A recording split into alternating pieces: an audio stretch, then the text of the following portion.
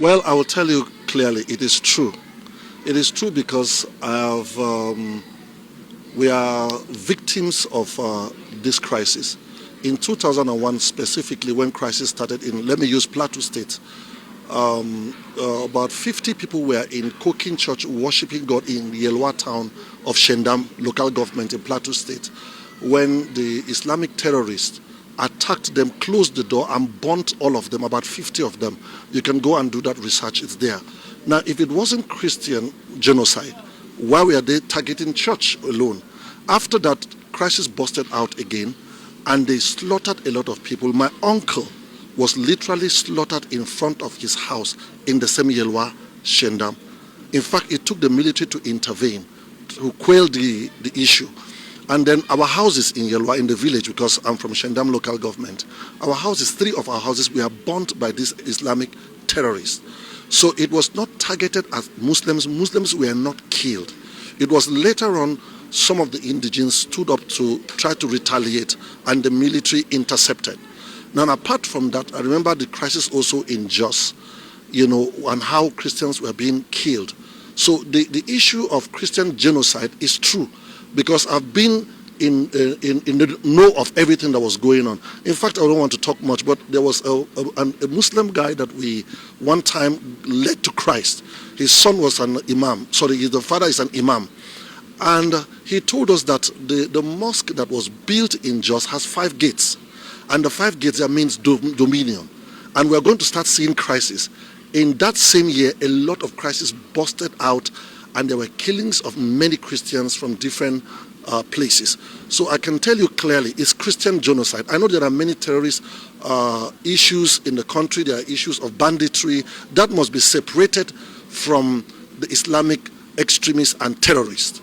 There are issues of banditry, which leads to kidnapping, that on both Christians and Muslims are being kidnapped. So it's different. But when we talk about Christian genocide, it is true because it has been happening. And so that's my stand. Invasion, but I believe it's an interception. It is help that is coming, because lives are being slaughtered. To me, Nigerian government does not value lives. Human lives are sacred, whether Muslims or Christians. Human lives are sacred to God. So no religious sect should wake up and want to eliminate a particular religious sect because they want to dominate the land and they want to be prominent in government or control the nation.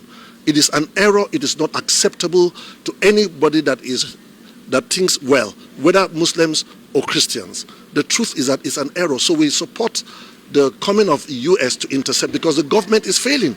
They slaughter people in hundreds and nobody does anything. We have a very strong military in Nigeria. We have good armed forces.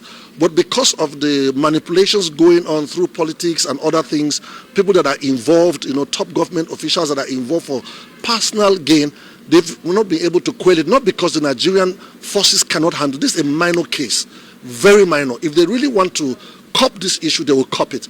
But because nothing is being done, we need an intervention from the United States and other international security forces. That's just why we need them. So we can't continue to have lives being slaughtered at some people's selfish reasons. We can't continue to have that. And do you think there will not be any kind of backslash? Well, I believe that will definitely happen, because such things cannot happen without backlash. You understand? Some people will try to quell it, they will try to resist it, and all of that. So are we ready for it? We are ready. Because, you see, when there's going to be a massive change, we must be ready to bear the consequences. At the end of the day, everything will calm down. But this has to be tackled, and this is the best time. This thing has been going on for years. A lot of people have been slaughtered. It has to stop. And since we don't want to stop it, we need international, intervention. So I support Donald Trump in intervening in the case of Nigeria. Your name was, sir? Prophet John Andreas.